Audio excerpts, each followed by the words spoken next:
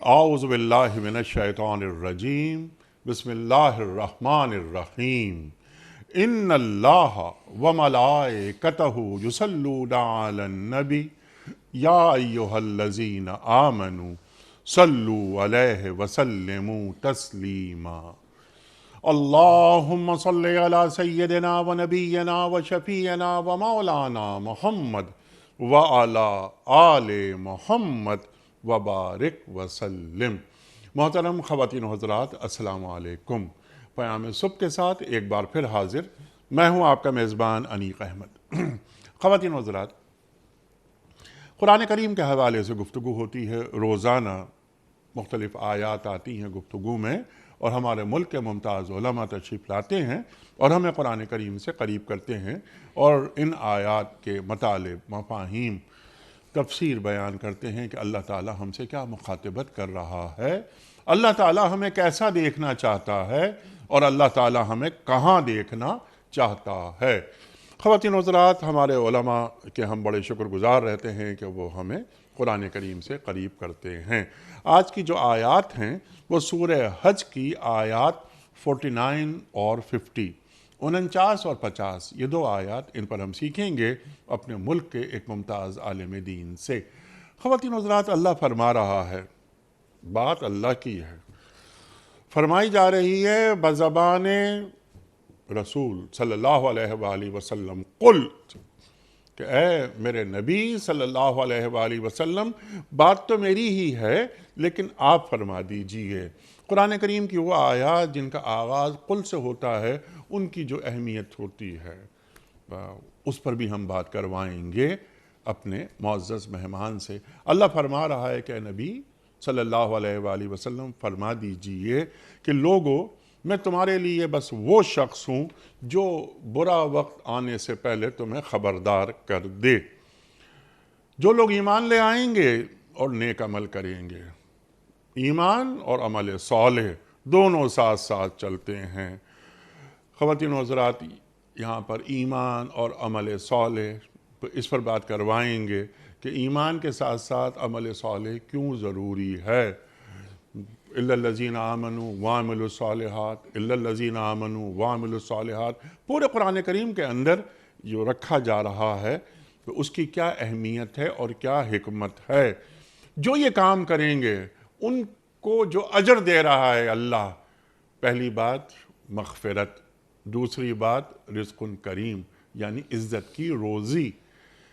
تو یہ مغفرت اور عزت کی روزی، اس کی تشریحات کیا ہیں، یہ بھی ہم جانیں گے محترم مفتی نذیر احمد صاحب سے۔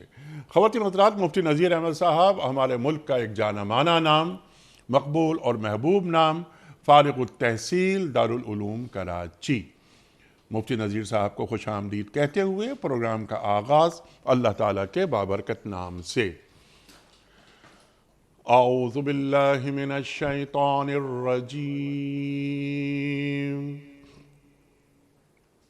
بسم اللہ الرحمن الرحیم۔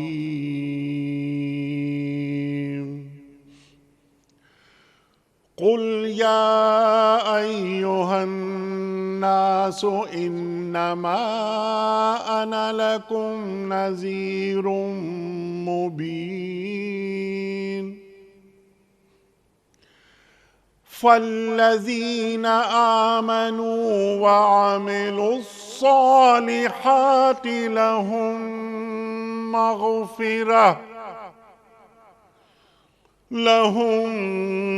مغفرة ورزق کریم۔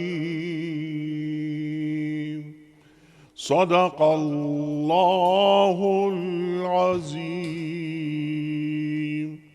اے نبی صلی اللہ علیہ وآلہ وسلم، فرما دیجئے کہ لوگو، میں تو تمہارے لیے صرف وہ شخص ہوں جو برا وقت آنے سے پہلے صاف صاف خبردار کر دینے والا ہو۔ پھر جو لوگ ایمان لائیں گے اور نیک عمل کریں گے ان کے لیے مغفرت ہے اور عزت کی روزی۔ صدق اللہ العظیم۔ خواتین و حضرات، محترم مفتی نذیر صاحب کی خدمت میں اس سے پہلے کہ رکھیں ہم آج کے پروگرام کے حوالے سے پہلا سوال کوئز، کل کے پوچھے گئے سوال کا درست جواب اور آج کا سوال آپ کی خدمت میں۔ کل کا سوال یہ تھا کہ قرآن کریم میں لفظ مسجد کتنے مقامات پر آیا ہے؟ درست جواب 28۔ آج کا سوال نوٹ فرما لیجئے، جنگ احد میں شہداء کی تعداد کتنی تھی؟ 60، 70 یا 80؟ جو درست جواب آپ سمجھتے ہوں روانہ فرمائیے۔ ہمارے فون نمبرز ہیں 00922134527 ہمارا دوسرا فون نمبر ہے 009221343009880۔ ہمارا ای میل ایڈریس ps@duniatv.tv، ہمارا SMS کا نمبر 3031 اور ہمارا واٹس ایپ کا نمبر ہے 00923218250194۔ حضرت ارشاد فرمائیے یہ سورہ حج کی آیت نمبر 49۔ اللہ تعالیٰ بات فرما رہا ہے اور بزبان رسالت بات فرما رہا ہے۔ ارشاد۔ بسم اللہ الرحمن الرحیم، نحمد و نصلی علی رسول الکریم، اما بعد۔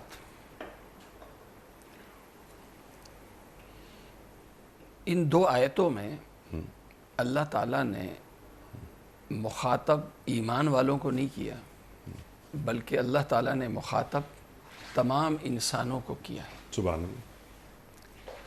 اور لفظ قل سے کہہ کر یہ بتایا جا رہا ہے کہ اللہ کے نبی صلی اللہ علیہ وسلم کہہ نہیں رہے صلی اللہ علیہ وسلم، بلکہ اللہ آپ سے کہلوا رہا ہے۔ سبحان اللہ۔ یا ایہا الناس، قرآن کریم میں بہت سی جگہوں پہ یا ایہا الناس پوری انسانیت کو بھی مخاطبت ہوتی ہے اور ایمان والوں کو بھی مخاطبت ہوتی ہے۔ ان کو جو ایمان والوں سے مطلوب ہیں، جیسے نماز ہے، روزہ ہے، زکوٰۃ ہے، حج ہے، قرآن کریم میں کہیں نہیں پڑھا ہوگا آپ نے کہ اللہ تعالیٰ نے تمام انسانوں سے مطالبہ کیا ہو کہ اے انسانوں نماز پڑھو، اے انسانوں زکوٰۃ دو، اے انسانوں حج کرو۔ یہ قرآن کریم میں کہیں نہیں ہے۔ کیوں؟ اس لیے کہ وہ جو فرض ہے وہ شروع ہوتا ہے ایمان کے بعد۔ ایمان سے پہلے بحیثیت انسان کے جو فرض متوجہ ہے ہر انسان کے، وہ متوجہ ہے اللہ تعالیٰ پہ ایمان۔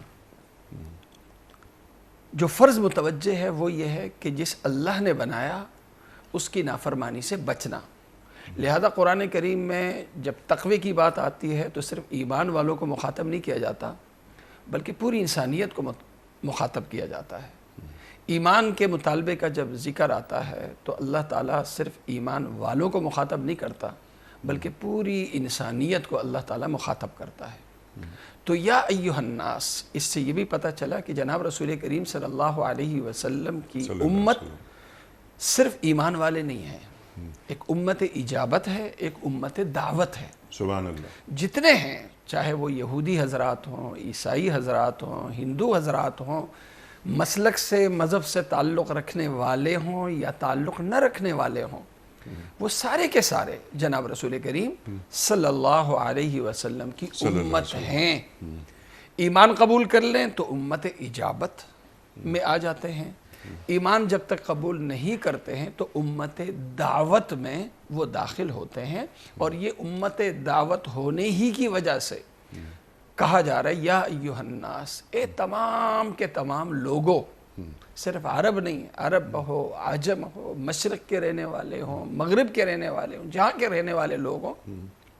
انما انا، یہ انا یہ بھی تحقیق کے لیے آتا ہے، لیکن اس کے ساتھ جب ماں ہو تو اس کے اندر اور تاکید پیدا ہو جاتی ہے، یعنی اس میں کوئی شک و شبہ بالکل نہیں ہے۔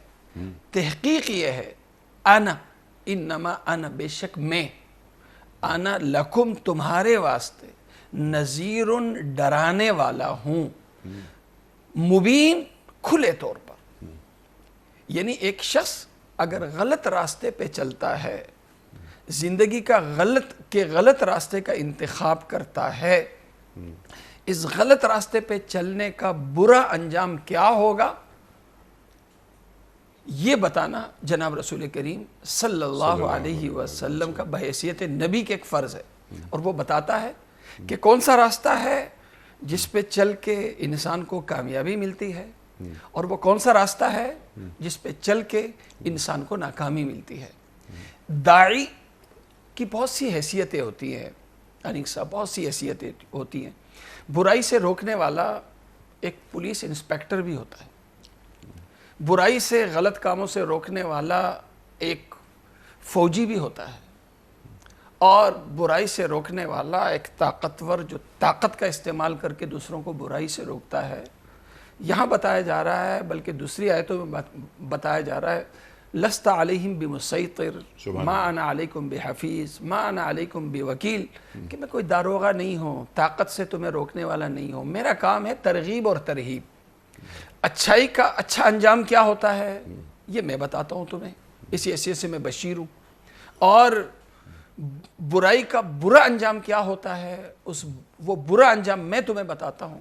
ایک شرک کرنے والا شرک کر رہا ہے، ایک لادینیت کی زندگی گزارنے والا لادینیت کے راستے پہ چل رہا ہے، اسے نہیں پتا کہ اس راستے کا انجام کیا ہے.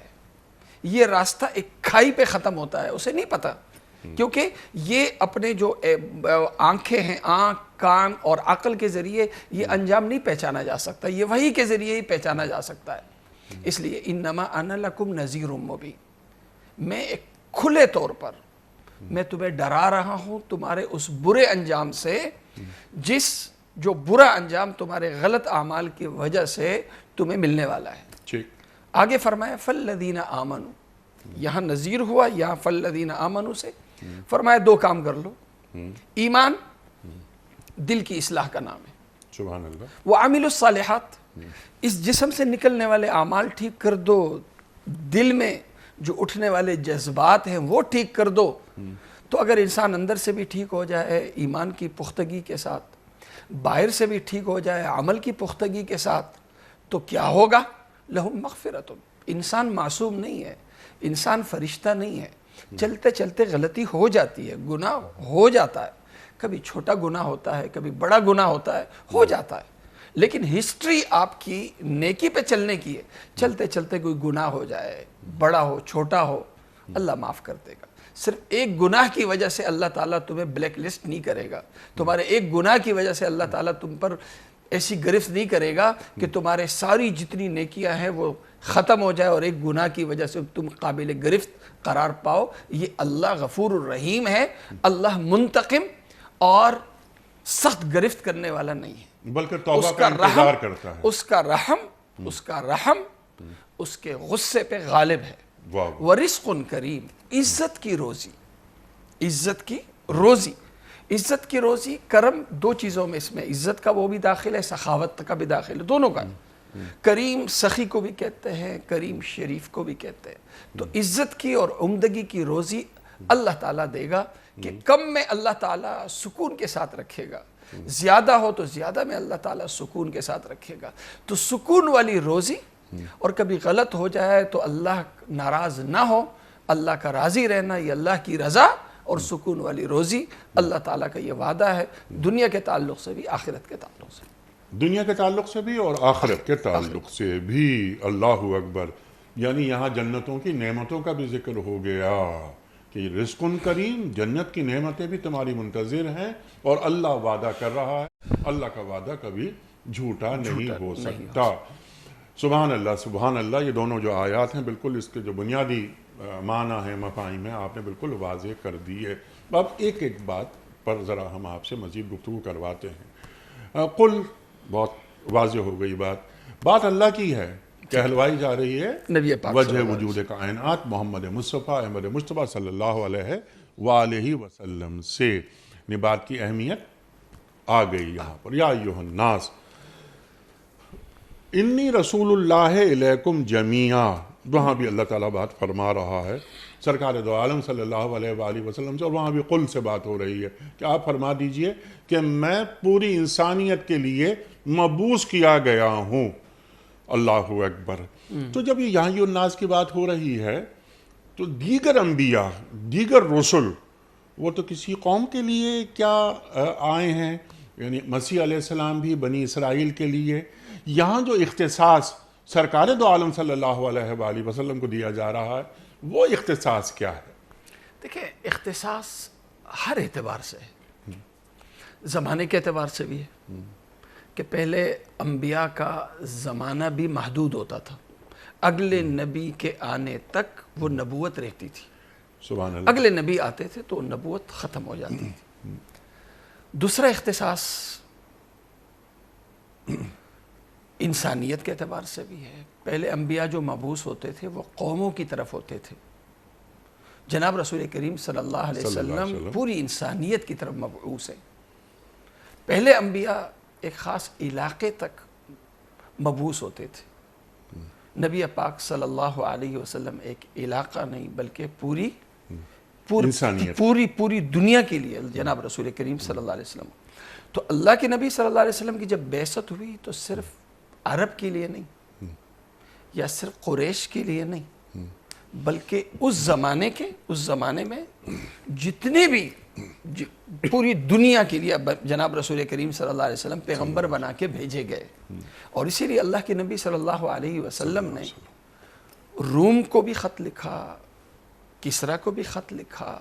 وہاں بھی جو دعوتی جو سلسلہ ہے حبشے میں بھی آیا، روم میں بھی آیا، ایران کسرا میں بھی آیا. یہ اس لیے کہ جناب رسول کریم صلی اللہ علیہ وسلم نبی ہیں پوری انسانیت کے لیے، نمبر ایک. دوسرے نمبر پہ یہ جو استغراق ہے یہ زمانے کے اعتبار سے بھی ہے کہ کب تک آپ نبی ہیں، کب تک ہیں؟ تا قیامت ہیں. کیونکہ قیامت تک کسی نبی نے نہیں آنا، اس لیے اللہ کے نبی صلی اللہ علیہ وسلم تا قیامت نبی ہیں. تو عالمی بھی ہوئے، عالمی پورے عالم کے لیے آپ ایک علاقہ، لوکل نہیں، نیشنل نہیں بلکہ انٹرنیشنل، بین الاقوامی، عالمی. اور یہ عالم پورے عالم کے لیے، اور عالم اس دنیا کے ختم ہونے تک. تو ہر اعتبار سے جناب رسول کریم صلی اللہ علیہ وسلم نبی ہیں، اور اب عالمی نبی ہیں. اس لیے کہ آپ کی بعثت پورے عالم کے لیے ہوئی ہے. اس لیے یہاں جو لفظ ہے یا ایھا الناس، اے لوگو، اے تمام کے تمام لوگو. یہی فرق انیق صاحب ہم جب مطالعہ کرتے ہیں دوسرے آسمانی صحیفوں کا، آسمانی کتابوں کا، تو یہ ایک بڑا فرق ہمیں اس اعتبار سے بھی نظر آتا ہے کہ جناب رسول کریم صلی اللہ علیہ وسلم پر نازل جو کتاب ہے قرآن کریم، اس میں مخاطبت جس طرح ایمان والوں کو ہے اسی طرح پوری انسانیت کو بھی ہے. یہ پوری انسانیت کو اس لیے کہ اللہ کے نبی صلی اللہ علیہ وسلم جو دوسری آیت ہے، انی رسول اللہ الیکم جمیعا، میں اللہ کا بھیجا ہوا رسول ہوں، صرف خاص لوگوں کے لیے نہیں بلکہ سب کے لیے. تو جب سب آ گیا تو بات ختم ہو گئی. تو یا ایھا الناس انما انا لکم نذیر مبین. اب پوری انسانیت کے لیے اب جو مصلح ہوتا ہے، ریفارمر ہوتا ہے، ہمارے ذہن میں ایک چیز ہوتی ہے کہ یار طاقت کے بغیر کچھ نہیں ہوتا. طاقت کے بغیر ریفارم لانا ہے، آپ نے اصلاحات لانی ہے، پہلے حکومت آنی چاہیے، پہلے طاقت ہاتھ میں آنی چاہیے. طاقت، ڈنڈے کے زور پہ انقلاب آ سکتا ہے، ڈنڈے کے زور کے بغیر انقلاب نہیں آ سکتا. یہ ہر بندے کا ذہن ہے کہ انقلاب لانے کا جو واحد راستہ ہے وہ سختی کا ہے. اس کی نفی ہو رہی ہے یہاں پہ کہ انقلاب لانے کا مؤثر ترین راستہ مجبوری میں طاقت استعمال ہو، اصل طاقت کا استعمال نہیں ہے. دلوں کے بدلنے کا، برائیوں کے خاتمے کا جو اصل راستہ ہے وہ ہے اصلاحات کا. اصل راستہ وہ دعوت ہے، طاقت نہیں ہے، دعوت ہے. اور دعوت بھی محبوبانہ دعوت. یہاں جو لفظ آیا ہے انیس صاحب وہ ہے لفظ نذیر. میرا نام بھی نذیر ہے. منذر بھی لفظ آتا ہے، نذیر بھی لفظ آتا ہے. یہ خوف میں ڈرانے والا. اللہ مخیف نہیں کہہ رہا اللہ کے نبی صلی اللہ علیہ وسلم، مرہب نہیں کہہ رہا، بلکہ کیا فرما رہے ہیں؟ نذیر کہہ رہے ہیں. نذیر یہ ایسی ڈرانا ہے جیسے ایک ماں اپنے بچے کو ڈراتی ہے، خبردار کرنا. ایک ماں اپنے بچے کو جو ڈراتی ہے تو دل میں پوری محبت لے کے، نفرت لے کے نہیں. اگلے کو ڈرایا جا رہا ہے، ایک تھانے دار بھی ڈرا رہا ہے مجرم کو، ٹھیک ہے، جرم کی اور اس مجرم کی حقارت لے کر. اور ایک ماں بھی ڈراتی ہے اپنے آوارہ بچے کو، دل میں کیا؟ پوری محبت لے کے. تو ایک نبی کی جو ایک صفت آئی ہے قرآن کریم میں بار بار، وہ ہے ناصح امین. ناصح کا مطلب ہے مخلص، پوری ہمدردی کے ساتھ، پورے درد دل کے ساتھ جو اگلا آدمی دوسرے کو ڈراتا ہے اسے کہا جاتا ہے نذیرن. تو نذیر کا لفظ ہے نذیرن، کہ بے شک میں تمہارے لیے نذیر ہوں، ڈرانے والا ہوں. یعنی پورے درد کے ساتھ، پوری محبت کے ساتھ، پورے خلوص کے ساتھ میں تمہیں انجام بتا رہا ہوں اس راستے کا، اس آوارگی کے راستے کا، اس گمراہی کے راستے کا جس پہ تم چل رہے ہو. سبحان اللہ سبحان اللہ. اور کیا اچھی مثال آپ نے دی کہ ایک نافرمان بچہ ہوتا ہے تو ماں اس کا بھی خیال رکھتی ہے. علماء نے اس کی ایک مثال دی ہے، ابھی ذہن میں آئی مثال، کہ دیکھیں ایک بچہ ایک اونچے درخت پہ چڑھا ہوا ہے اور ایک ایسی شاخ پہ بیٹھا ہوا ہے کہ ہر گزرنے والا دیکھ رہا ہے کہ یار یہ بچہ اگر اترا نہیں تو یہ شاخ ٹوٹے گی اور یہ بچہ نیچے گرے گا. ہر شخص آتا ہے، دیکھتا ہے، اس کو سمجھاتا ہے اور اوپر سے وہ گالیاں دیتا ہے. تو ایک دفعہ سمجھایا اس نے گالی دی، دوسری دفعہ سمجھایا اس نے اور بری گالی دی. تو ہر آنے والا آتا ہے اور سمجھانے کے بعد وہ کہتا ہے تو باڑ میں جائے. جب مان ہی نہیں رہا تو ہر آنے والا، ہر گزرنے والا سمجھا رہا ہے اور سمجھا کے گزر رہا ہے. اتنے میں اس کا باپ آتا ہے یا اس کی ماں آتی ہے، وہ دیکھتی ہے کہ یار اوپر میرا بیٹا چڑھا ہوا ہے، نافرمان بچہ ہے، گستاخ بچہ ہے، والدین کی نہیں مانتا. اب جو والدین نیچے اس کو سمجھائیں گے اور اوپر سے وہ گستاخی کرے گا، گالیاں دے گا، تو یہ والدین یہاں سے گزر جائیں گے؟ نہیں گزریں. اس وقت تک رہیں گے، منتیں ہوں، کچھ بھی ہو، لیکن وہ اس وقت تک یہاں رہیں گے جب تک ان کو بچے کو نیچے نہ اتار دیں. تو یہی حال ہے ایک نبی کا. سبحان اللہ سبحان نبی کا یہ حال. آگ کے گڑھے کے کنارے ٹھیک ہے گر رہے ہیں تو کندھے سے پکڑ کے اللہ اکبر. تو اللہ کے نبی، ایک نبی جو ہوتا ہے نا، نبی کا جو خلوص ہوتا ہے، والدین کا بھی اپنی اولاد کے لیے خلوص ہوتا ہے، درد ہوتا ہے، لیکن 70 ماؤں کا مطلب ہے لاتعداد ماؤں کا خلوص ایک طرف، ایک پیغمبر کی محبت اور ایک پیغمبر کا خلوص ایک طرف.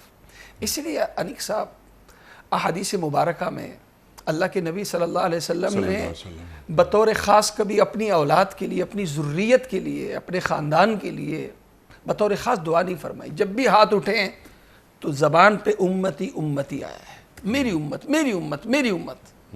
یہ درد ہے کہ اللہ کے نبی صلی اللہ علیہ وسلم حد سے زیادہ فکر مند، حد سے زیادہ خلوص رکھنے والے. کس کے لیے؟ جیسے ایک شخص اپنی اولاد کے لیے رکھتا ہے، اس سے کہیں زیادہ جناب رسول کریم صلی اللہ علیہ وسلم کی وہ محبت، وہ درد امت کے لیے. سبحان اللہ سبحان اللہ. یہ کام ہے داعی دین. اس تعلق سے کیا انہیں سبق لینا چاہیے، یہ سوال میں بعد میں رکھوں گا آپ کی خدمت میں. لیکن ایک بات جو آپ نے اٹھائی تھی، بڑی اہم بات، کہ تمام رسول، پہلے کے جو رسول آئے، انبیاء، پیغمبر آئے، وہ اپنے علاقے کے لیے، اپنی قوموں کے لیے، خطے کے لیے وہ تشریف لاتے رہے. لیکن سرکار دو عالم صلی اللہ علیہ وآلہ وسلم، انی رسول اللہ علیکم جمیعا، آپ نے بالکل واضح کر دی یہ بات. لیکن جو آدم علیہ السلام سے لے کر مسیح علیہ السلام تک جو پیغام تھا، جو دعوت تھی، وہاں تک دعوت مکمل نہیں ہوئی، دین مکمل نہیں ہوا. کسی بھی رسول نے، کسی بھی پیغمبر نے دین کی تکمیل کا اعلان نہیں کیا، ماں سوائے محمد مصطفیٰ احمد مصطفیٰ صلی اللہ علیہ وآلہ وسلم کے. الیوم اکملت لکم دینکم واتممت علیکم نعمتی ورضیت لکم الاسلام دینا. کسی رسول نے یہ بات نہیں فرمائی. تو سرکار دو عالم صلی اللہ علیہ وآلہ وسلم کے پاس آتے آتے یعنی ختم نبوت کا اعلان بھی ہو گیا. ما کان محمد ابا احد من رجالکم ولکن رسول اللہ وخاتم النبیین. اللہ اکبر اللہ اکبر. لیکن ایک سوال جو چھوٹا سا میرا آپ کی خدمت میں ہے، وہ یہ کہ آدم سے لے کے مسیح علیہ السلام تک ایک دعوت، دین کا پیغام وہ دیا جا رہا ہے. مسیح علیہ السلام کے بعد جب یہ دعوت عامہ ہوئی، یا ایھا الناس، مخاطبت پوری کائنات ہوئی، یونیورسل اب یہ اعلان ہو رہا ہے، ختم نبوت کو بھی یونیورسل ہونا ہے. ہو گئی یونیورسل. کوئی رسول، کوئی نبی نہیں آپ کے بعد. انا خاتم النبیین لا نبی بعدی، آپ نے اعلان فرما دیا۔ تو پیغام میں، دیگر انبیاء کے پیغام میں اور سرکار دو عالم صلی اللہ علیہ وآلہ وسلم کے پیغام میں بنیادی فرق کیا ہے؟ اگر میں کہوں نا، دیکھیں قرآن کریم میں جہاں آپ نے لفظ تکمیل، جی، تکمیل سے زیادہ جو لفظ قرآن میں آیا ہے وہ آیا ہے تصدیق۔ تصدیق، اس کے ذریعے جو پیغام ہے اسلام کی ابتدا، اسلام کی ابتدا جناب رسول کریم صلی اللہ علیہ وسلم سے نہیں ہوئی کہ ہم کہیں کہ اسلام کا آغاز اللہ کے نبی صلی اللہ علیہ وسلم سے ہوا ہے یا اس دین کی بنیاد مکے میں پڑی ہے، یہ نہیں ہے۔ اسلام حضرت جب انسانیت شروع ہوئی اس کے بعد سے یہ اسلام کا سلسلہ یہ چلتا رہا چلتا رہا چلتا رہا چلتا رہا۔ اس کی جو تکمیل ہوئی ہے، تکمیل، اختتام نہیں ہو رہا، اختتام الگ چیز ہے، تکمیل جو ہوئی ہے وہ جناب رسول کریم صلی اللہ علیہ وسلم پر ہوئی ہے۔ اسی لیے اللہ کے نبی صلی اللہ علیہ وسلم نے ایک حدیث میں اس کی مثال دی کہ ایک شخص بلڈنگ بنا رہا ہے، بلڈنگ بنا رہا ہے، بلڈنگ بناتے بناتے بناتے تب پوری بلڈنگ مکمل ہوئی، ایک اینٹ کی جگہ باقی ہے۔ آنے والے آ کے دیکھ رہے ہیں کہ یار بلڈنگ بڑی خوبصورت ہے، کیا شاندار ہے، ہر بندہ آ کے عشش کر رہ جاتا ہے، لیکن وہ ایک اینٹ کی جگہ جو کم دیکھتا ہے وہ کہتا ہے یار یہ کیوں کم ہے؟ اللہ کے نبی صلی اللہ علیہ وسلم نے فرمایا میری مثال اس اینٹ کی ہے کہ میرے آ کے جو نبوت کی جو تعمیر ہے، عمارت ہے، وہ میرے ذریعے سے مکمل ہوئی۔ اس مثال کے ذریعے بتایا یہ جا رہا ہے کہ دیکھیں ہمارا جو اسلام ہے، اس کا مطلب یہ نہیں ہے کہ اسلام نفی کر رہا ہے یہودیت کی، کہ نہیں، نفی نہیں کر رہا۔ حضرت موسیٰ سلام علیہ، حضرت موسیٰ سلام علیہ اپنے وقت میں جو نبوت، جو دعوت آپ کی تھی، کیا وہ آپ کے زمانے کے اعتبار سے اسے ہم نامکمل کہیں؟ نہیں، نامکمل نہیں کہیں۔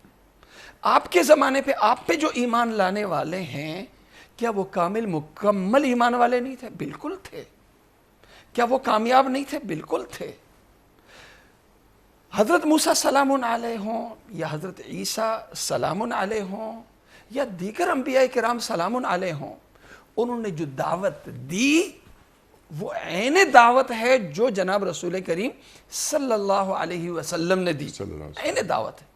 لیکن ہر عمل کا ایک مرحلہ ہوتا ہے، ایک موقع ہوتا ہے، موقع پہ ہی ایک فرض متوجہ ہوتا ہے، موقع سے پہلے فرض متوجہ نہیں ہوتا، ٹھیک ہے؟ حضرت موسیٰ سلام علیہ کا دور ہے، ایک دور وہ ہے کہ فرعون کے مظالم کا دور۔ اس وقت حضرت موسیٰ سلام علیہ کی جو دعوت تھی وہ دعوت تھی عدم مزاحمت کی، اعمال کی دعوت تھی۔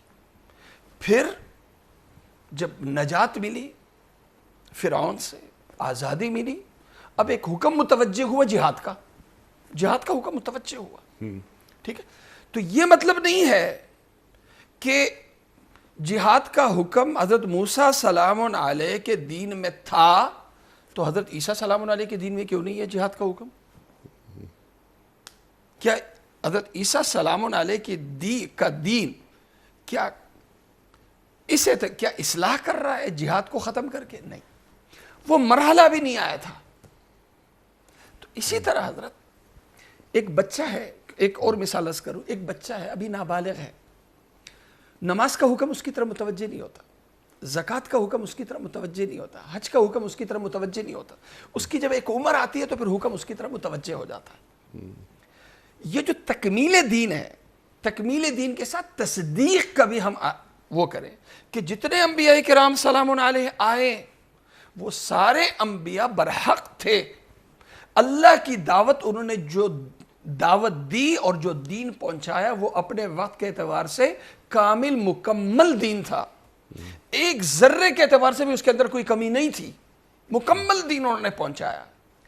اب جو ہمارا دین ہے، یہ جو ہمارا دین ہے یہ جس طرح انسانیت ترقی کرتے کرتے کرتے کرتے کرتے انسانیت ایک انتہا پہ آئی، اسی طرح اسلام نے بھی جو اپنے دور آغاز سے بڑھتے بڑھتے بڑھتے جناب رسول کریم صلی اللہ علیہ وسلم پر اس کا تتمہ ہوا، اختتام نہیں ہوا۔ جو ختم نبوت ہے، اختتام ہے نبوت کا، وہ اللہ کے نبی صلی اللہ علیہ وسلم پر ہوا، لیکن جو دین ہے، دین کا اختتام نہیں ہے بلکہ تکمیل ہے۔ لہذا جیسے دین ہمارا اسلام آج برحق، اسلام سے پہلے یہ جتنے مذاہب گزرے ہیں یہ اپنے زمانے اور اپنے وقت کے اعتبار سے بالکل برحق جناب۔ اسی لیے جب یہ جو آگے لفظ ہے نا فَالَّذِينَ آمَنُوا، ایمان جو لوگ لے آئے، تو ایمان کا کیا مطلب ہے؟ کیا صرف اللہ کو ماننا اور رسول کریم صلی اللہ علیہ وسلم کو ماننا؟ نہیں، قرآن کریم ویسے تو 7 ہے، لیکن قرآن کریم جب ایمان کے اجزاء بتاتا ہے تو اجزاء 5 بتاتا ہے۔ علی صاحب، اللہ کی ذات پہ ایمان، اللہ کی صفات پہ ایمان، پھر آگے ایک لفظ ہے انبیاء پہ ایمان۔ انبیاء پہ جب نبی ہیں تو نبی پہ ایمان، جیسے رسول کریم صلی اللہ علیہ وسلم پر ایمان، اسی طرح ایمان کامل مکمل ایمان پچھلے انبیاء پہ۔ تو جب پچھلے انبیاء پہ میں ایمان لاؤں تو ان کا لائے ہوئے دین پہ بھی تو ایمان لاؤں گا۔ اگر میں یہ عقیدہ رکھوں کہ حضرت عیسیٰ سلام علیہ جو دین لے کر آئے وہ دین ناقص تھا، تو کیا یہ گستاخی نہیں ہے؟ حضرت موسیٰ سلام علیہ جو دین لے کر آئے وہ دین ناقص تھا، کیا یہ گستاخی نہیں ہے؟ یقیناً گستاخی ہے۔ اپنے زمانے کے اعتبار سے جو دین لے کر آئے وہ کامل مکمل دین لے کر آئے۔ جو انبیاء اگر نبی کی دعوت کامل مکمل ہے تو ان کا لایا ہوا دین بھی کامل مکمل ہے۔ اسی لیے قرآن کریم جہاں یہ بات کرتا ہے مصدقن، پہلے کی نفی نہیں کرتا کہ پہلے جتنے تھے سب غلط اب ٹھیک ہو رہا ہے، نہیں، سب ٹھیک تھے، سب ٹھیک تھے۔ قرآن کریم اس کے ساتھ ایک لفظ ذکر کرتا ہے۔ جب مذہب اور کتاب کی بات آتی ہے تو قرآن تعریف کرتا ہے، ہدن کا لفظ کہتا ہے، نور کا لفظ کہتا ہے، قرآن یہ الفاظ کہتا ہے۔ لیکن جو مذہب کی دعوت دینے والے اور مذہبی مقتدا تھے، ان کی وجہ سے مذہب کے اندر کافی کچھ چیزیں آئیں، اور اسی لیے قرآن کریم کی جو دوسری صفت ہے وہ دوسری صفت ہے مہیمن، کہ جو غلط چیزیں جو مذہب کے اندر دین کے اندر داخل کی گئی تھی، قرآن کریم ان کی بھی وضاحت کرتا ہے کہ اصل دین یہ ہے، اور اس دین کے اندر عقیدت کے نام پر یا کسی بھی حوالے سے جو چیزیں شامل کی گئی ہیں وہ یہ ہیں۔ لہذا کلی نفی نہیں ہے، جو حق ہے اس کی نفی نہیں ہے، جو غلط چیزیں شامل کی گئی ہیں ان کی نفی ہے۔ اور قرآن کریم کا ایک لفظ ہے جو تحریفات ہوئی، اس لیے قرآن کریم کا جو دوسرا ایک وصف ہے، ایک وصف اگر مصدق ہے تو دوسرا لفظ مہیمن ہے۔ جی، قرآن ایک مصدق، نگہبان ہے نا، جی یہ پچھلی کتابوں کا مصدق لما بین یدہ، ان کا نگہبان ہے قرآن کریم۔ تو وہ تسلسل کے ساتھ آدم علیہ السلام سے لے کے سرکار دو عالم صلی اللہ علیہ وآلہ وسلم تک ایک ہی دین کا تسلسل قائم رہا، اور آپ نے فرمایا اور بالکل واضح کر دیا آپ نے بات کہ انبیاء رسل ختم نبوت ہو گئی لیکن دین کا تسلسل باقی ہے، دین قیامت تک چلتا رہے گا، کیونکہ ان الدین عند اللہ الاسلام۔ اللہ اکبر۔ عمل صالح کی بڑی اہمیت ایمان کے ساتھ، یہ بڑا اہم وہ ہے، جی صحیح فرمانا۔ اب یہ جو واضح کر دیجئے اس بات کو کہ ہم اہل ایمان ہیں، الحمدللہ ہمارے لیے فخر کی بات ہے کہ ہم مومنوں میں شمار ہے ہمارا، لیکن ایمان اور عمل صالح دونوں کو اللہ ساتھ ساتھ رکھتا ہے پورے قرآن کریم میں، دونوں کو ذرا آپ بتا دیجئے۔ دیکھیں انیق صاحب، ہمیں سبق لینا چاہیے۔ قرآن کریم کا مطلب یہ نہیں ہے کہ ہم تفسیروں کے حافظ بنیں۔ قرآن کریم نے کہیں بھی یہ نہیں کہا فَالَّذِينَ آمَنُوا وَعَلِمُوا الصَّالِحَاتِ، سبحان اللہ، سبحان اللہ۔ ایمان والے اور پھر صالحات کا علم رکھنے والے۔ ایمان کی پختگی کا اظہار دین عمل صالح کو بتاتا ہے، ایمان کی پختگی کا اظہار دین عمل صالح کو بتاتا ہے۔ لہذا میں مسلمان ہوں اور ایمانیات میں نے پی ایچ ڈی کر لی، اور میری پی ایچ ڈی یا میرا کسی دین کے شعبے میں اسپیشلائزیشن مجھے اعمال کا پابند نہ بنائے، مسجد میں جماعت کا پابند نہ بنائے، تو یہ علم ہے، یہ علم دین کو مطلوب نہیں. سبحان اللہ. ٹھیک ہے جی. قرآن کریم نے والراسخون فی العلم، جو راسخین فی العلم ہیں ان کی اللہ تعالیٰ نے نشانیاں بتائی ہیں. یہ وہ نہیں ہے جو ممبر پہ بیٹھ کے لمبی لمبی تقریریں کرتے ہوں، علمی نکات بیان کرتے ہوں، علمی مسائل کا استنباط کرتے ہیں، وہ نہیں ہے. یقیمون الصلاۃ فرمایا، یؤتون الزکوٰۃ فرمایا. سبحان اللہ. ٹھیک ہے جی. تو دین کی پابندی ہے. فالذین آمنوا، لفظ ایمان ہے. ایمان انیس صاحب، ایمان کا ایک لفظ جب با آتا ہے نا اللہ پہ ایمان، اسی طرح ایمان کے ساتھ لفظ آتا ہے لام بھی، یعنی لا نؤمن لکم، جی جیسے عربی کا ایک لفظ ہے. ایمان کے معنی ایقان کے آتے ہیں، یقین. یقین، ایمان کی پختگی جہاں ہوگی وہاں یقین ہوگا. جس دل میں یقین رچا بسا ہوگا وہاں وسوسوں کو جگہ مل سکتی ہے؟ کبھی نہیں. توہمات کو جگہ مل سکتی ہے؟ کبھی نہیں. کبھی نہیں مل سکتی. لہذا مسلمان وہ ہے جو اپنے دل میں جگہ یقین کو دے. ٹھیک. اور یقین کو میں جگہ تبھی دے سکتا ہوں جب میں ہر لائن کے جو ماہرین ہیں ان کو میں فالو کروں، ان کی رائے کو فالو کروں. ظاہر ہے میں علم کے اعتبار سے ہر لائن میں کمال تو پیدا نہیں کر سکتا، لیکن میں یہ کر سکتا ہوں کہ ہر لائن کے جو ماہر ترین لوگ ہیں میں ان کو فالو کروں، تو میں شکوک و شبہات توہمات میں نہیں پڑوں گا. لہذا کوئی علمی مسئلہ آیا، علمی مسئلے میں ایک ایسا عالم جس کے علم اور تقوی پہ مجھے اعتماد ہے، میں نے اس کی بات کو لیا، اس کی بات کو سنا. اگلے وقتوں میں مجھے کوئی بیماری ہو گئی اور بیماری کے نتیجے میں اسی مفتی صاحب یا اسی عالم کے پاس جا رہا ہوں کہ میں بیمار ہوں، کوئی علاج تجویز کر دیجئے. اب وہ مجھے علاج بتا رہا ہے اور اس علاج پہ میں عمل کر رہا ہوں. یہ مطلب ہے کہ یہ اندھی عقیدت کی بنیاد پہ یہ عمل ہو رہا ہے، یقین کی بنیاد پہ نہیں ہو رہا. کیونکہ جو بندہ مجھے علاج دے رہا ہے، علاج تجویز کر رہا ہے، وہ اس لائن میں صفر ہے یا اس لائن میں سند نہیں ہے. تو ایک تو ایمان جہاں ہوتا ہے وہاں یقین ہوتا ہے، اور یقین دل میں یقین رکھنے والا کبھی شکوک و شبہات کو اپنے دل میں جگہ نہیں دیتا. جگہ نہ دینے کا مطلب ہے وہ کبھی اندھی عقیدت کا شکار نہیں ہوتا. وہ کام کرتا ہے دلیل کی بنیاد پہ یا پختہ دلائل رکھنے والوں کو وہ فالو کرتا ہے. یہ ہے آمنو، ایمان رکھے. دوسرے نمبر پہ وعاملوا الصالحات، میرے دل میں جو جذبات اٹھیں، عموماً ہوتا ہے یہ جتنی برائیاں ہیں نا انیس صاحب، ان کے پیچھے جو وجہ ہوتی ہے نا، مسبب ہوتا ہے، جو موٹیو ہوتا ہے، وہ یقین نہیں ہوتا، وہ شک ہوتا ہے. ایک شخص کا نقصان ہوا، وہ کسی عامل کے پاس گیا. عامل نے کہا جی تجھ پہ شدید نظر ہے، تجھ پہ کسی نے کچھ کیا ہے، کسی نے کچھ کیا ہے.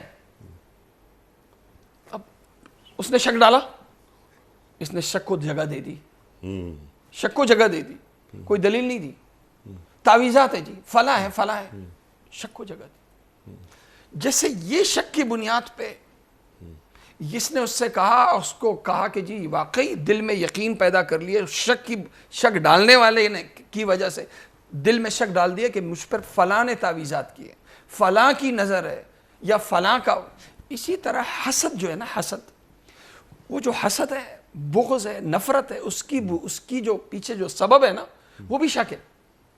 اب میں دیکھتا ہوں کہ یار یہ اس کی مجھ سے نہیں بنتی، انیس صاحب کی مجھ سے نہیں بنتی، انیس صاحب مجھ سے نفرت کرتے، انیس صاحب مجھے چاہتے نہیں ہیں. اکثر اس کے اسباب کیا ہوتے ہیں؟ جو غلط فہمیوں کے نتیجے میں بہت سی دوریاں پیدا ہوتی. یہ غلط فہمی یہاں آتی ہے تو اس کا اظہار دوریوں کی صورت میں ہوتا ہے، حسد کی صورت میں، بغض کی صورت میں، نفرت کی صورت میں. آپ غلط فہمی کو جگہ کیوں دے رہے ہیں دل میں؟ ٹھیک. آپ شک کو جگہ کیوں دے رہے ہیں؟ ٹھیک ہے اب توہمات کو جگہ کیوں دے رہے ہیں؟ یہ جگہ اس لیے جگہ مل رہی ہے کہ ایمان مضبوط نہیں ہے، ٹھیک ہے، اور اس یہ ایمان کو عمل مضبوط کرنے کی صالح، ضرورت ہے۔ عمل صالح میں اب شامل نہیں ہے۔ اگلی بات جب ایمان کی بنیاد پہ میں کام کروں جی تو اب آگے میں ہر کام کروں گا یقین کی بنیاد پہ۔ جب یقین کی بنیاد پہ ہوگا تو اندھی عقیدت، جیسے میں نے کہا نا، میں یہ جو لوگ کر رہے ہیں میں وہ نہیں کروں گا، دنیا جو کر رہی ہے میں وہ کروں، میں وہ نہیں کروں گا، میں وہ کروں گا جس کا مجھے میرا ایمان اور میرا علم کہے گا۔ سبحان اللہ۔ ٹھیک ہے، لہٰذا یہ جتنی بھی شادی کی رسومات ہیں، رسومات کیوں ہوتی ہیں؟ رسومات پہ مجھے مجبور کرنے والا وہ ٹرینڈ ہے، لوگ کر رہے اس لیے میں کروں۔ بھائی کیوں؟ تو رسومات کے پیچھے بھی دیکھیں تو وہ بھی اندھی عقیدت ہے۔ ٹھیک ہے مفتی صاحب، یہ جو ایمان آپ نے بالکل واضح کر دیا کہ ایمان کی تعریف کیا ہے، وہ آپ نے بیان کر دی۔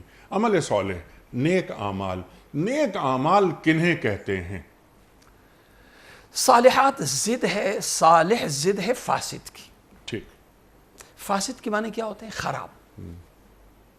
صالح کے معنی ہوتے ہیں اچھا۔ ٹھیک، صالح کیا ہے، فاسد کیا ہے؟ ہر مسلمان ہو یا مسلمان نہ ہو، کسی بھی آدمی سے کہیں کہ جی آپ اپنے ذہن کے مطابق ایک طرف لکھ دیں صالح اچھا اور ایک طرف لکھ دیں برا۔ ٹھیک، یہ جو انسان کی نیچر ہے نا، یہ نیچر اس کو بتاتی ہے کہ اچھا کیا ہے برا کیا ہے۔ اب جیسے مثال کے طور پہ سچائی ہے، سچائی ہے، جھوٹ ہے۔ ایک لادین آدمی سے بھی پوچھو وہ بھی کہے گا سچائی اچھی چیز ہے، جھوٹ بری چیز ہے، دھوکہ دینا بری چیز ہے، دھوکہ نہ دینا اچھی چیز ہے، وفاداری اچھی چیز ہے، بے وفائی بری چیز ہے، کسی کے ساتھ بغض رکھنا، تکبر کرنا، گھمنڈ دکھانا، دوسروں کو کمتر سمجھنا، یہ برائیاں ہیں۔ لوگوں کے ساتھ برابری کی بنیاد پہ رہنا، اچھے اخلاق کے ساتھ رہنا، ہنستے مسکراتے رہنا، یہ اچھی چیز ہے۔ اب یہ جو اچھائی اور برائی ہمیں بتائی ہے جی، تو دین فطرت ہے، دین فطرت ہے۔ مسئلہ ہے کہ یہ جو دین ہے جسے میں اچھا کہہ رہا ہوں، میں اس کا پابند کب بنوں گا؟ جسے میں برا کہہ رہا ہوں اس سے میں بچنے کا پابند کیسے بنوں گا؟ میں اچھے کو اچھا بول سکتا ہوں لیکن اچھے کا پابند نہیں ہو سکتا، برائی کو برائی بول سکتا ہوں لیکن برائی سے بچنے کا پابند ہو نہیں سکتا۔ میری خواہش، میرا نفس، میری طاقت، میرا عہدہ مجھے مجبور کر دیتا ہے برائی کرنے پہ، تو پیچھے کوئی ایسی طاقت ہو نا کہ وہ طاقت میری خواہش پہ غالب آ جائے۔ ٹھیک ہے، اسی طاقت کا نام وہ ایمان طاقت ہے۔ کا نام ہے ایمان۔ جب ایمان ہوگا، صرف آپ دل کے اچھے ہیں، دل کا اچھے کا مطلب ہے ایمان، ٹھیک، آپ دل کے اچھے ہیں، ایمان ہے، لیکن عمل کے اچھے نہیں ہیں۔ ٹھیک، آپ اچھے بھی ہیں، نماز بھی پڑھ لیتے ہیں، لیکن یہ نماز آپ کے موڈ پہ ہے، ٹھیک ہے، یہ یا نماز یہ نماز آپ کے موڈ ہم پہ سے عمل صالح نہیں کروا رہی، تو وہ نماز جو عمل صالح نہیں کرا رہی، نیک کام نہیں کرا رہی، تو ایسی نماز پڑھنے کا فائدہ؟ میں دوسری بات اس کا، ایک موڈ پہ ہے نماز، ٹھیک، آنکھ نہیں کھلی، تھکاوٹ ہے، فجر کی نماز اڑا دی، آفس میں بیٹھا ہوا ہوں، کام کا انبار ہے، چلو جی قضا کر لو، موڈ پہ ہے۔ جہاں دنیاوی رکاوٹ آئی، اللہ کا حکم پیچھے ہو جائے، ٹھیک، اس کا مطلب ہے کہ میری ترجیح دین نہیں ہے، میری ترجیح دنیا ہے۔ اندر طاقت جو غالب ہے، غالب وہ ایمان نہیں ہے، وہ نفس اور نفسانی خواہش ہے۔ ٹھیک، دین سے محبت وہ غالب نہیں ہے، مال سے محبت، کاروبار سے محبت وہ غالب ہے۔ اور اسی لیے جب بھی ٹسل آتا ہے تو ایمان والے عمل کو شکست ہو جاتی ہے، نفس والے اعمال کو غلبہ مل جاتا ہے۔ ٹھیک، یہ تو فالذین آمنوا وعملوا الصالحات، ایمان کی پختگی کے ساتھ جو عمل ہوتا ہے وہ عمل کی پابندی ہوتی ہے، لیکن میں انسان ہوں، فرشتہ نہیں ہوں۔ ہر وقت 100% پہ رہنا یہ کسی کے بس کی بات نہیں ہے انیق صاحب، جی، چلتے چلتے گناہ ہو جاتے ہیں۔ ٹھیک ہے، اس کے لیے استغفار ضروری ہے، توبہ آگے ضروری فرمایا ہے۔ مغفرتن، جی ہاں، یہ جو مغفرتن ہے نا انیق صاحب، یہ ایسے ہی ہے جیسے صابن، کیمیکل۔ کپڑا اگر یوں ہی پڑا رہے تو کیا ہو جاتا ہے؟ میلا ہو جاتا ہے۔ اس کے لیے صفائی کی ضرورت ہے. ہم لوگ بھی یہاں بیٹھتے ہیں شام تک، حالانکہ کوئی گرد و غبار کچھ نہیں، لیکن میل پسینے کی صورت میں اس صورت میں جمع ہو جاتا ہے. پھر ہم کیا کرتے ہیں؟ نہاتے ہیں، صابن سے نہاتے ہیں، کپڑے کیمیکل سے چیزوں کو دھوتے ہیں، تو کیا ہو جاتی ہے؟ صفائی ہو جاتی ہے. یہ جو دل کی صفائی ہے نا، دل کی صفائی جو ماحول کی وجہ سے اور ادھر ادھر چیزوں کی وجہ سے دل میلا ہو جاتا ہے، عمل کے اندر میل آ جاتا ہے، ملاوٹ آ جاتی ہے، 100% کرنا. میں تو کمزور ہوں نا، صحیح. خلق الانسان ضعیفا. میری یہ کمزوری قابل گرفت ہوگی، قابل گرفت ہوگی. اللہ نے فرمایا مغفرت. جی ہاں. دیکھو تو کر اچھا رہا ہے، چلتے چلتے تجھ سے برائی ہو جائے، بڑی برائی ہو جائے، تو کیا کروں گا؟ توبہ، تجھے معاف کر استغفار. دوں، تجھے معاف کر دوں گا. جی ہاں بالکل. تو توبہ قرآن کر. کریم میں دوسری جگہ ہے کہ اگر تم برائی سے بچو گے نا تو اللہ تعالیٰ تمہارے جو کبائر سے تم بچو، اللہ تعالیٰ چلتے چلتے جو تم سے صغائر ہوں گے اللہ خود ہی معاف کر دے گا. جی سبحان اللہ سبحان اللہ. اور بلکہ آگے جو جو غلطیاں اہم بات ہوئی ہے ہیں، رزق کریم، رزق جی بالکل. کریم میں نے کہا اچھا، رزق عزت الکریم کی روزی. اس سے پہلے ذرا سی ایک بات یہ کہ جو بات آپ فرما رہے تھے نا کہ جتنے جو صغائر ہیں، جو تمہارے جو گناہ ہیں ان کو بھی نیکیوں میں تبدیل کر دوں گا. یہ اللہ تعالیٰ کے انعامات فَأُولَٰئِكَ ہیں. يُبَدِّلُ اللَّهُ اللہ سَيِّئَاتِهِمْ اکبر. حَسَنَاتٍ. اب سوال یہ پیدا ہوتا ہے جیسے آپ ابھی بات فرما رہے تھے بہت اہم، کہ موڈ پہ نماز پڑھنا یا موڈ پر کوئی نیکی کرنا یا نہیں کرنا، میری مرضی، تو موڈ پر نہیں چلا جا سکتا. اللہ تعالیٰ فوراً فرما رہا ہے کہ تم رزق کے لیے پریشان رہتے ہو نا، تو تم ایمان لاؤ، نیک اعمال کرو. رزق کریم. اللہ اکبر اللہ اکبر. میں نہ ہی تمہیں رزق دوں گا، بہترین روزی دوں گا، بلکہ تمہاری مغفرت بھی کر دوں گا. اللہ اکبر. دوسری جگہ فرمایا Conclude من فرما عمل دی. صالحا من ذکر او انثى وهو مؤمن فلنحيينه حیاتا طیبہ. سبحان اللہ. حیات طیبہ، یہاں رزق کریم فرمایا، وہاں حیات طیبہ فرمایا. اور دونوں حیات کو. طیبہ کا مطلب ہے ٹینشنوں سے، مشکلوں سے پاک زندگی. سبحان اللہ. ایک ہے وسائل سے بھرپور زندگی ہو، وسائل سے بھی بھرپور ہو لیکن مسائل سے بھی بھرپور. ٹھیک ہے. سکون ہے نہیں، ارب پتی بندہ ہے، کھرب پتی ہے، لیکن مسائل کا انبار ہے. صحیح، سب کچھ کے ہوتے ہوئے کچھ بھی نہیں ہے ہاتھ میں. اور ایک شخص کے پاس بہت کم ہے ٹھیک ہے. لیکن دل کا غنی ہے، دل کا سبحان بادشاہ ہے. اللہ سبحان اللہ. اللہ کے نبی صلی اللہ علیہ وسلم نے فرمایا وسائل جمع کرنے کا نام غنا نہیں ہے، غنا تو غنا نفس ہے. سبحان اللہ. یہ دل، یہ اگر انسان دل سے بادشاہ ہوتا ہے، دل میں اگر سکون ہے، زندگی بے سکونی سے پاک ہے، تو یہ حیات طیبہ. سبحان اللہ سبحان اللہ. اور اس کا طریقہ ایمان اور عمل صالح. غلطیاں ہو جاتی ہیں تو توبہ اور استغفار، کیونکہ توبہ روح کا غسل ہے. روح کا غسل. اللہ اکبر. مفتی صاحب میں آپ کا بڑا ممنون، بڑا شکر گزار. سورہ حج کی آیات 49 اور 50 پر آپ نے تفصیلی گفتگو فرمائی. جزاک اللہ. وقت کیا مکمل ہوا ہمارے آج کے پروگرام کا. خواتین و حضرات، کوئز. کل کا سوال ہمارا یہ تھا کہ قرآن کریم میں لفظ مسجد کتنے مقامات پر آیا ہے؟ درست جواب 28. آج کا سوال نوٹ فرما لیجئے. جنگ احد میں شہداء کی تعداد کتنی تھی؟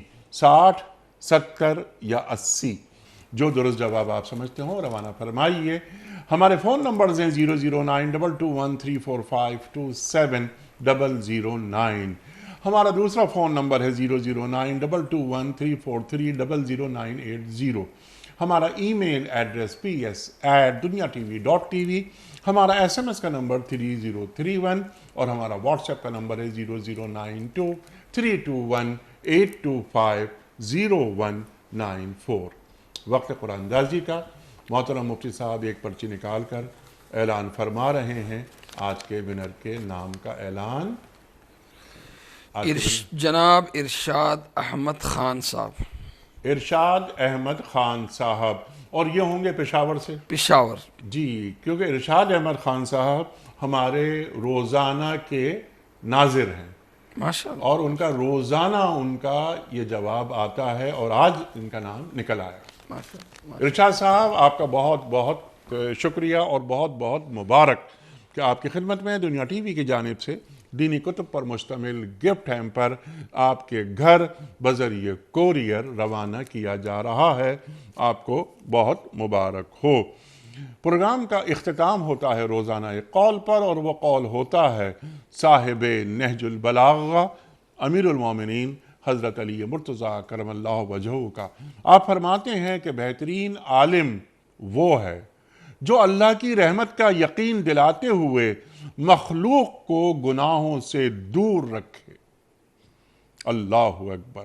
بہترین عالم وہ ہے جو اللہ کی رحمت کا یقین دلاتے ہوئے مخلوق کو گناہوں سے دور رکھے. سبحان اللہ سبحان اللہ. اپنے میزبان انیق احمد کو کل تک کے لیے اجازت دیجیے.